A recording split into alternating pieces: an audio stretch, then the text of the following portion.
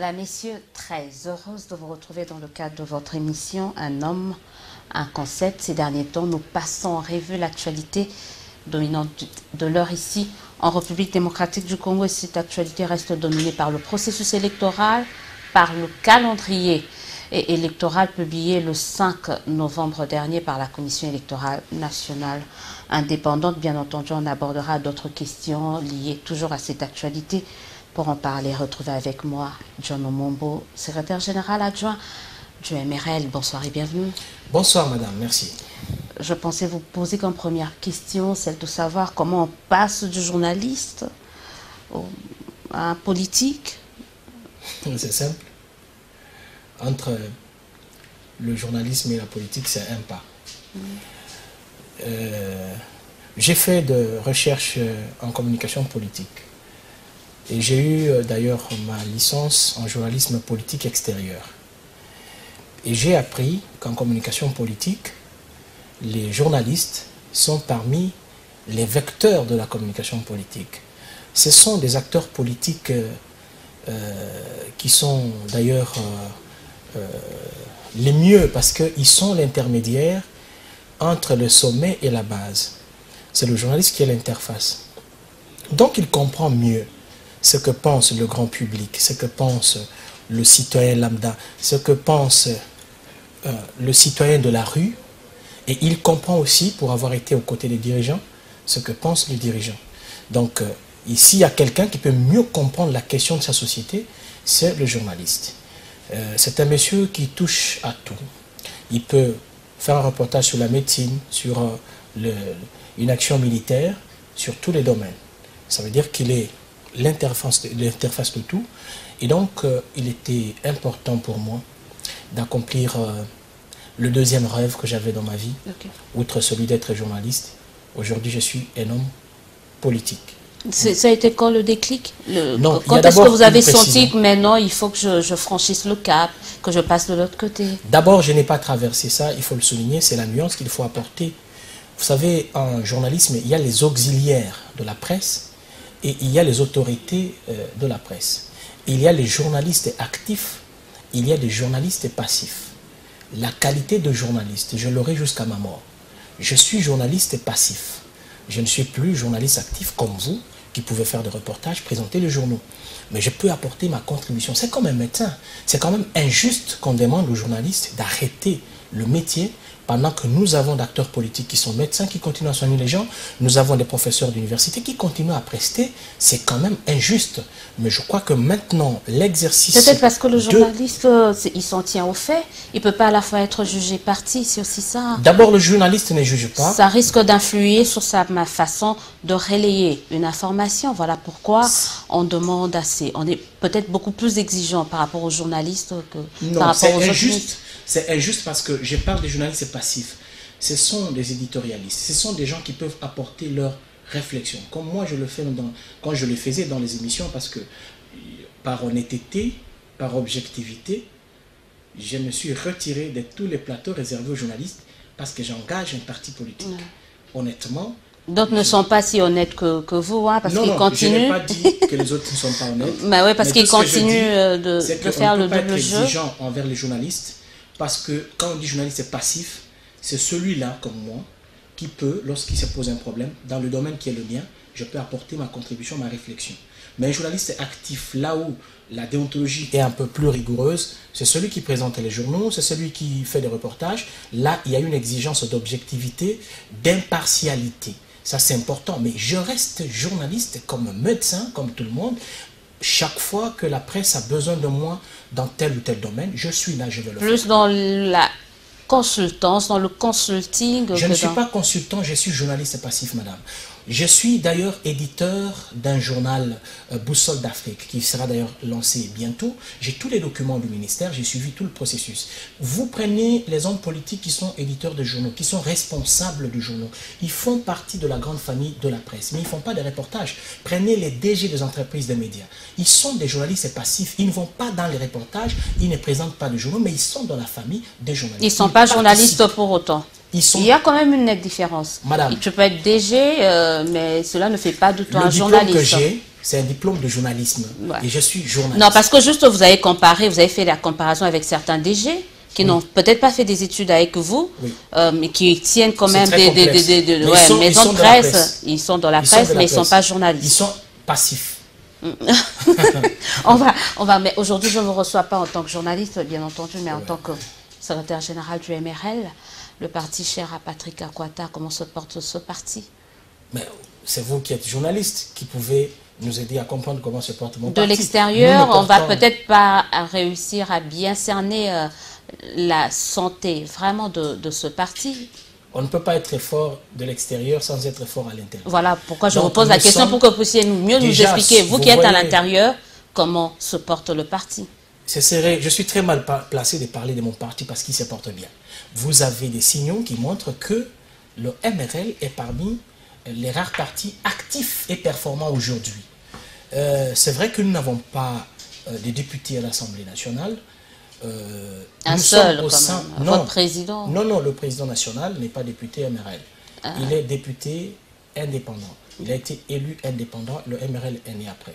Et donc, il est président de notre parti, mais il ne représente pas le parti au sein du Parlement. Et ça, il faut le souligner parce qu'il y a aussi des différences qu'il faut faire entre les actes qu'il pose comme député indépendant de la majorité et les actes que nous pouvons poser comme parti politique extra-parlementaire au sein de la majorité présidentielle. Nous avons toujours fait notre travail. Nous prenons les aspirations de notre peuple que nous traduisons sous forme de revendications politiques. C'est ce que nous faisons régulièrement. Nous n'allons pas abandonner notre peuple parce qu'il n'y a pas élection. Et je dois vous dire aujourd'hui, que ce soit majorité, opposition, l'avenir politique de chaque parti aujourd'hui se trouve dans les urnes et ce n'est pas dans ce qui existe aujourd'hui.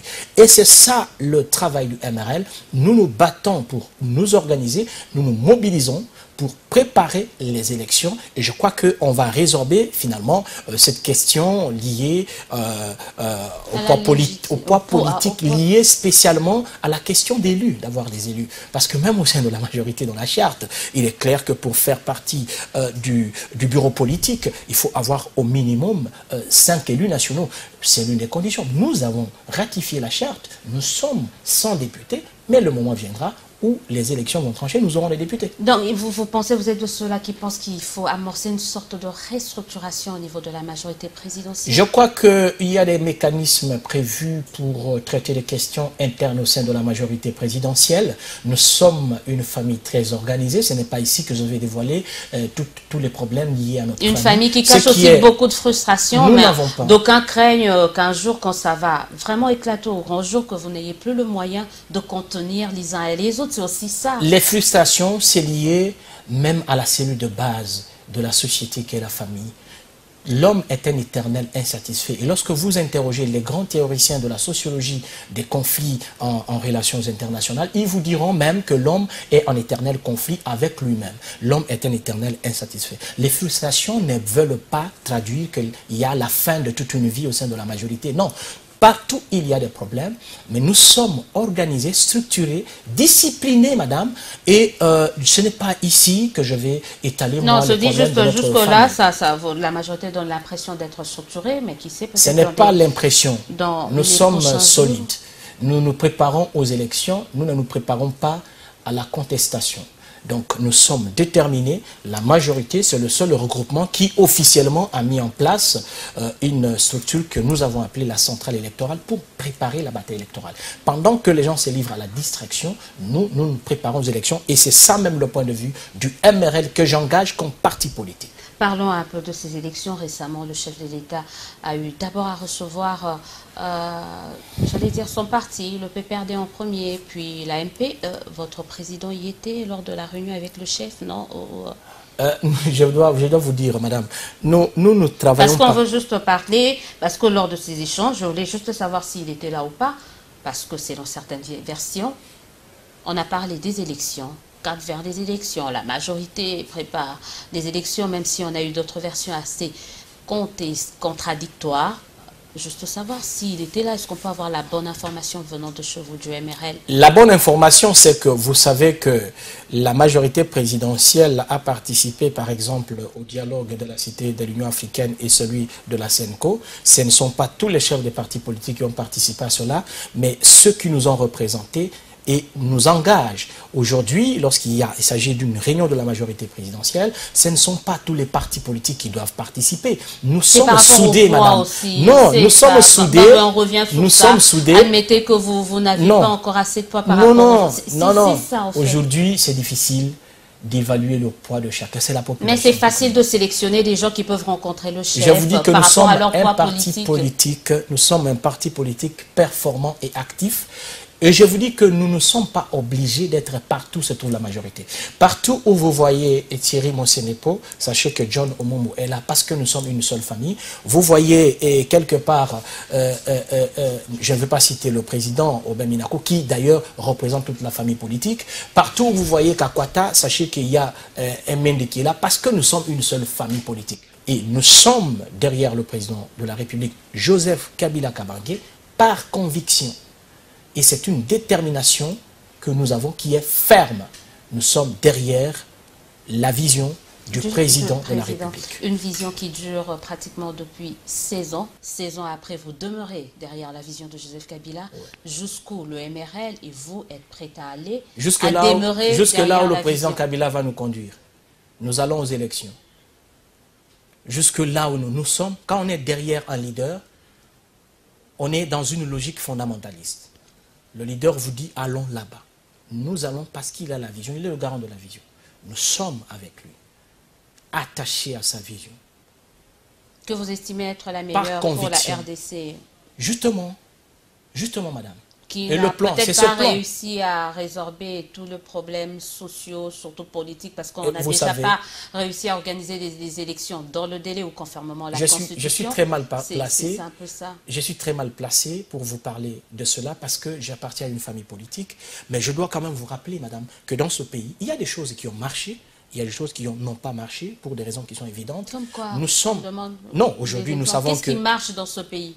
Non. Qu'est-ce qui a marché? Bon, qu'est-ce qui marche dans ce pays? Ça, c'est un débat trop simpliste. C'est mieux. Je crois que la population n'a pas besoin des débats assez savants.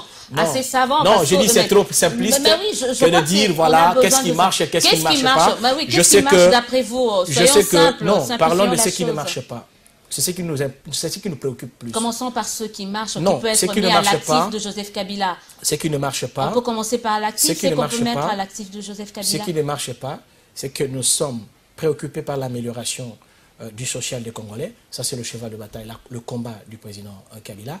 Je ne veux pas vous rappeler que il y a un pas important qui est mené sur le domaine, par exemple, des infrastructures. Je ne veux pas vous rappeler, et ces infrastructures sont importantes même pour l'économie, la vie sociale. Je crois que vous n'avez pas fait le tour de la ville de Kinshasa quand vous nous parlez des infrastructures. La ville de Kinshasa, il y a des réalités là, je me limite juste dans la ville. République. Mais justement, je me limite jusque-là parce que je ne veux même pas aller dans l'arrière. Le voyage de 1000 km commence par un pas. Je sais qu'il y a beaucoup de routes. Sauf que votre premier pas dure depuis 10 ans, 16 ans. C'est ça le problème. Que vous faites. Un premier pas qui dure depuis 10 ans. C'est une affirmation que ça c'est votre affirmation comme journaliste. C'est une question. Si ça ne marche pas, c'est votre affirmation. Non, on dit c'est un premier pas parce qu'on a l'habitude de recevoir un premier pas qui dure depuis 10 ans. Oui, je sais. Comme vous, j'étais journaliste. J'ai des images qui peuvent nous rappeler d'où nous venons, où en sommes-nous aujourd'hui. Par objectivité, il y a un pas qui est fait. Il n'y a pas longtemps, nous avons été parmi les 10 économies les plus viables du pays. Aujourd'hui, nous sommes frappés par cette crise économique, c'est vrai. Mais quelles sont les réponses à apporter? C'est ce qui nous préoccupe plus, madame. Nous ne sommes pas dans la logique du jugement. Mais que vous étiez là pour nous apporter les réponses et non pour poser des questions. La majorité est là pour ça. J'engage le MRL. Bon, et le MRL qui est dans la majorité. Nous allons vers les élections. Le MRL apporte des réponses concrètes à tous ces problèmes-là. Donc, ce n'est pas ici que je vais déployer notre projet de société. C'est quand même... On parle plus par rapport à la vision de Joseph Kabila que vous défendez, que le MRL défend bec et ongle. Je dis, ça fait 10 ans qu'on se pose ces questions et on attend plus des réponses de votre part que des questions. Madame, mais c'est quand même un peu subjectif ce que vous nous dites.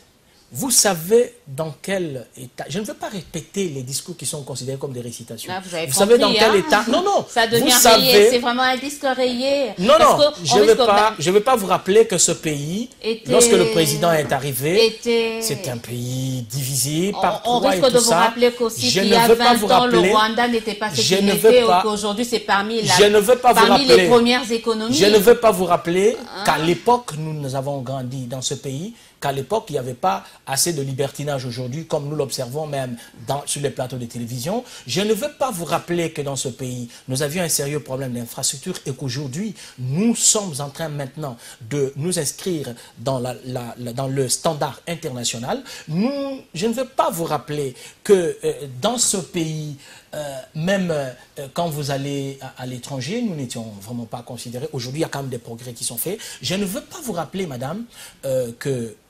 Bref, il y a eu des progrès, mais il y a eu aussi des échecs.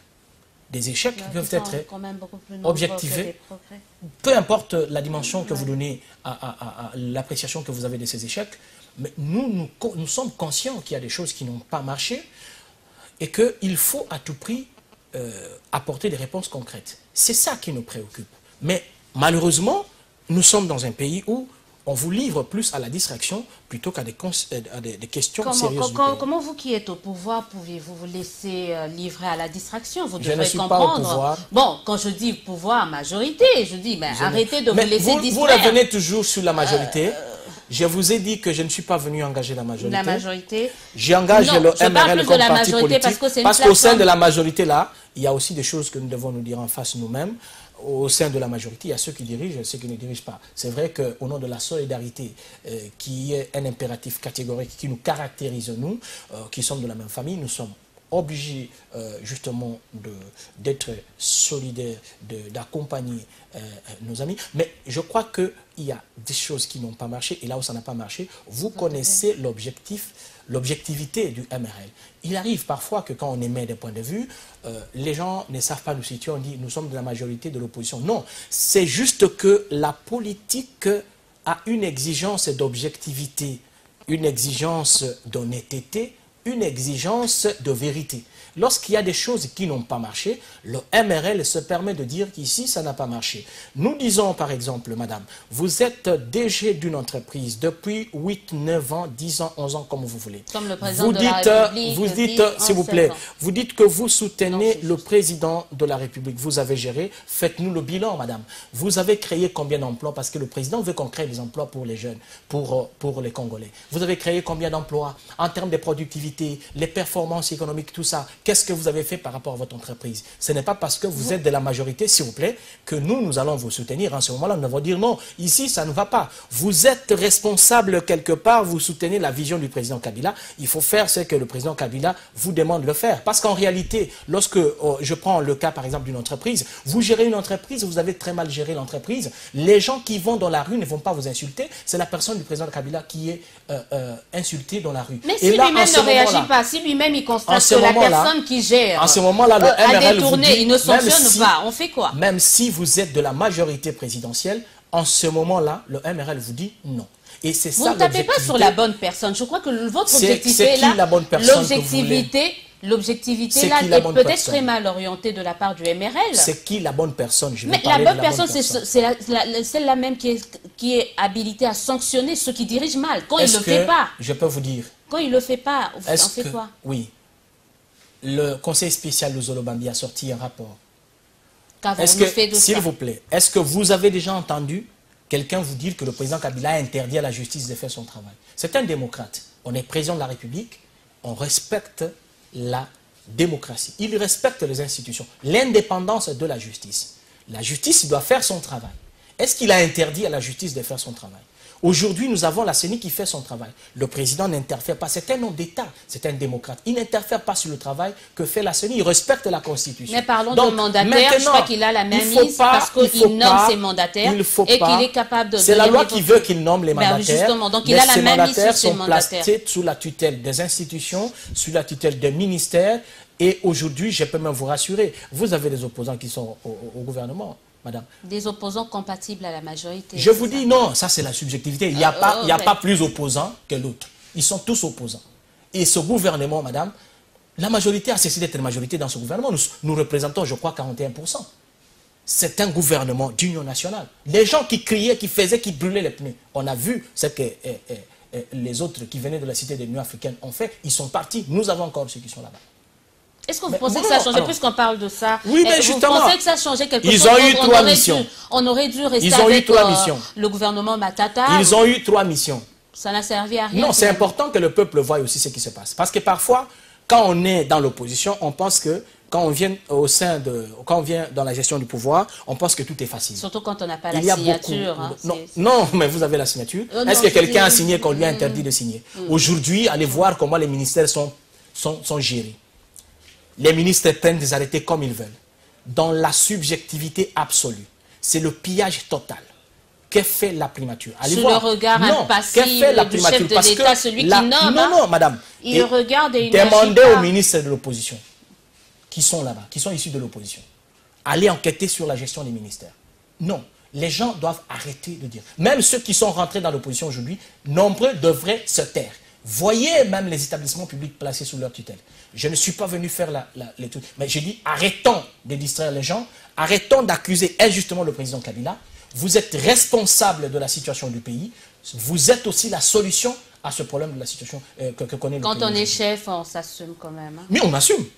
On assume, madame. On assume l'actif et le passif. Voilà. On assume. Donc, quand ça ne marche pas, souffre assez qu'on puisse un peu... Nous sommes dans la loi. Le président de la République conçoit la politique générale de la nation. Il a donné des objectifs. Et quand il voit que ses orientations et ses visions ne sont pas respectées, aujourd'hui, nous sommes dans un gouvernement de cohabitation, un gouvernement d'union nationale à qui il a confié 3 missions, la sécurité du pays, le social des Congolais et le financement, l'organisation des élections. Nous attendons que le gouvernement réponde à ces exigences et il y a quand même des progrès qui sont faits au niveau du financement des élections. Nous saluons cela, madame. Mais là où ça ne marche pas, le MRL vous dit qu'ici ça ne marche pas parce que le MRL, comme le président Kabila aussi, œuvre pour l'intérêt du peuple congolais, pas pour des intérêts égoïstes. On a vu ça, on parle des élections avec un budget de 5 milliards, on ne sait pas par quelle magie, parce qu'avant on nous annonçait 40 milliards et puis patatras, 5 milliards, mais bon, soit pourrions-nous réussir à organiser des élections avec un tel budget?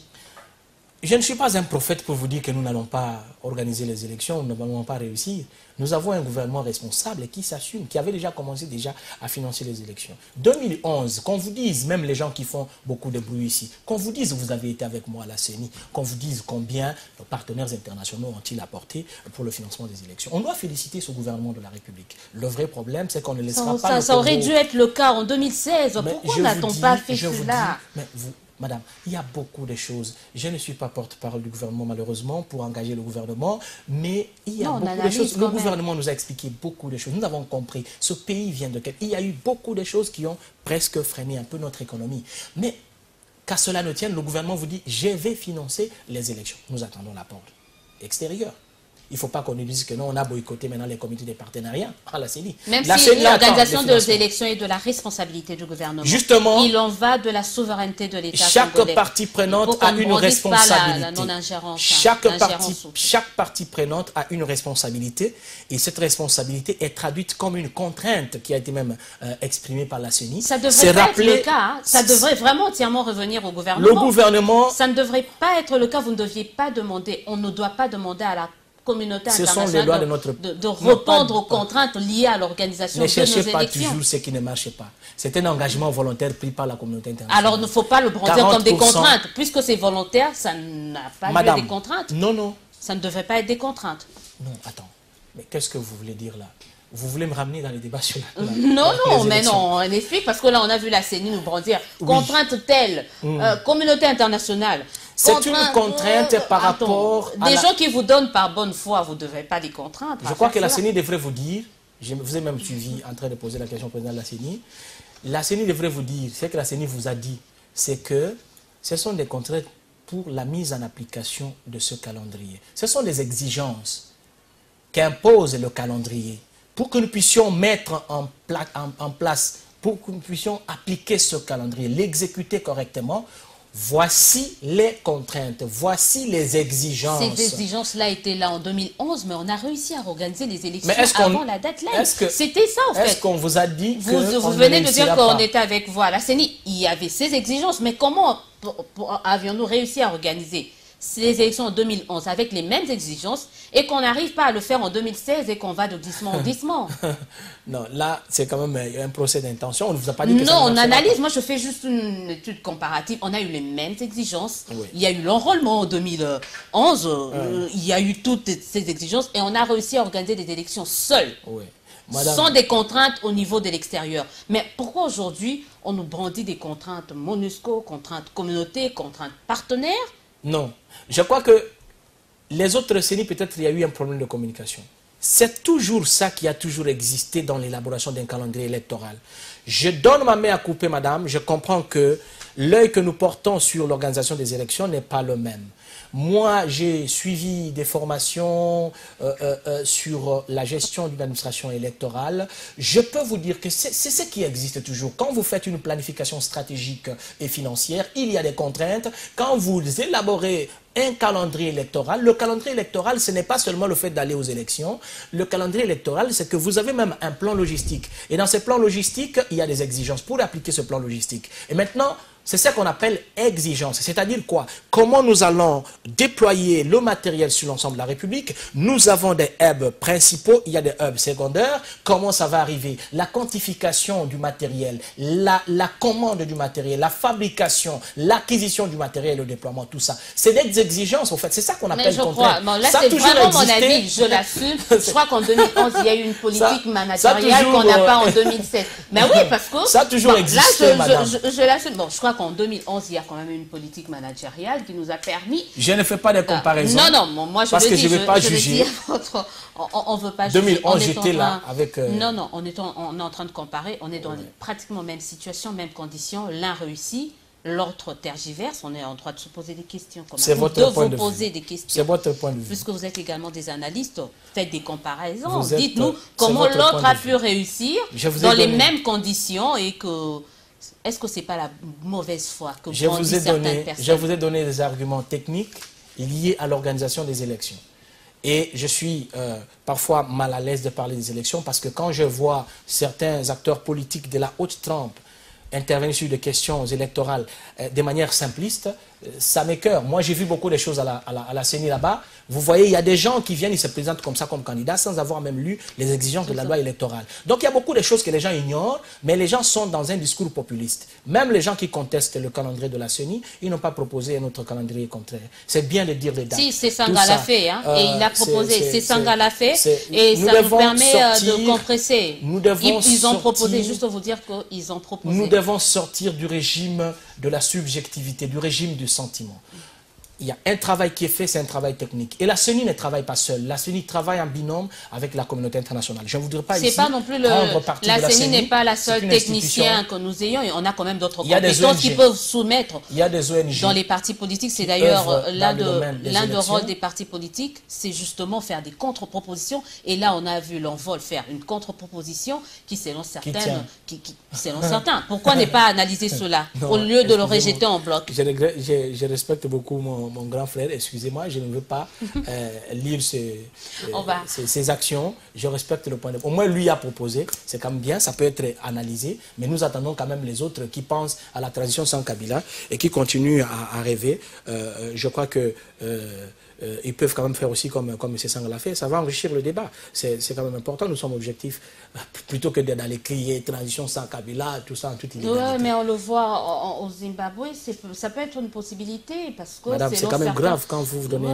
un exemple comme ça. Non, mais bon, on compare, parce que certains disaient que c'est inimaginable d'organiser par quel mécanisme, mais on est en train de voir qu'on s'achemine peut-être lentement, mais sûrement vers une transition sans Mugabe.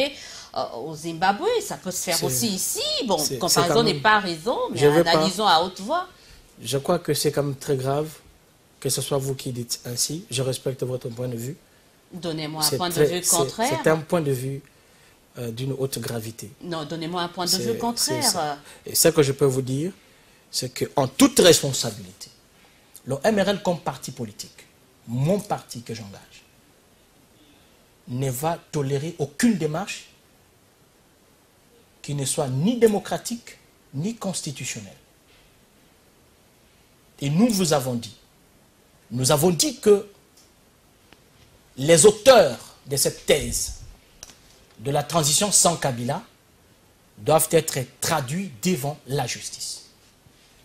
Pour la simple raison que la Constitution de la République, les lois de la République démocratique du Congo, aucun mécanisme ne prévoit un tel schéma. On ne peut pas remplacer un président élu, même un député élu, un élu par un nommé ou par un désigné. Aucun mécanisme ne le dit.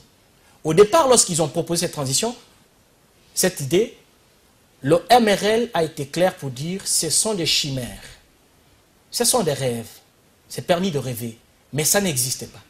Parce que cela persiste, nous trouvons que ça c'est un danger pour le pays.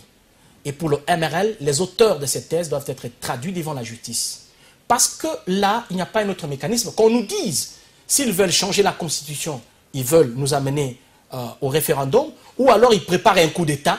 Et ça, nous avons pensé au parti qu'il faut mener une action préventive au niveau de la justice pour que les auteurs expliquent le fond de leur démarche. Il s'agit d'amener cette question à la clarté de la pensée. Même dans les pays les mieux avancés en démocratie, nous avons vu ce qui s'est passé, madame, en Espagne. Les gens qui ont initié des tentatives, des trucs aussi dans un danger absolu, sont traduits devant la justice, madame.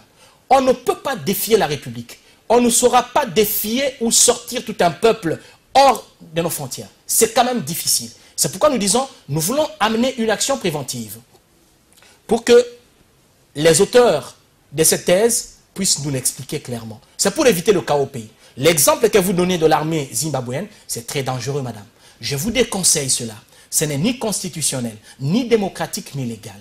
Et c'est quand même dangereux quand je vois les gens dire des choses même dans les réseaux sociaux. Je pense que le président Kabila est très large. Il n'y a pas de régime où on peut accepter que les gens se permettent de dire n'importe quoi. Vous appelez l'armée à la révolte, vous dites n'importe quoi. Vous savez la situation qu'a traversé notre pays. Nous sommes très avancés par rapport à beaucoup de pays. Et les gens se complaisent à dire comme si facilement, non, voilà l'armée et tout ça. Vous voulez le chaos dans ces pays et vous voulez rentrer encore dans vos pays d'origine. C'est ça le mal, madame. Nous sommes Congolais. Moi, si je dois aller en Europe, j'ai besoin juste de visa. Mais au Congo, je n'ai pas besoin de visa. Mais eux, ils rentrent chez eux sans visa. Donc nous allons protéger ce pays. Et mon parti ne tolérera jamais qu'une telle démarche soit planifiée, exécutée. C'est inacceptable. Voilà ce que je peux vous dire aujourd'hui. Et ça sera votre mot de la fin. Mot de la fin, c'est que nous devons nous mobiliser aux élections. Arrêtons les distractions. Nous devons nous préparer aux élections. Le calendrier qu'on attendait, le calendrier est là. Arrêtons de distraire les gens. Préparons-nous aux élections. Ceux qui s'agitent aujourd'hui ne sont pas prêts à aller aux élections. Le MRL, mon parti, attend les élections parce que nous voulons avoir des élus aussi au Parlement et à tous les niveaux. Et surtout avoir un poids politique, ça sera votre... Le poids politique, nous l'avons. Nous sommes un parti performant, avoir actif. Un poids politique reconnu de tous et par tous. En tout cas, merci d'avoir été de notre ce soir dans le cadre de cette émission. Je crois qu'on aura le temps d'aborder d'autres questions d'actualité. Oui, je suis insatisfait parce que vous m'avez plus amené à défendre majorité.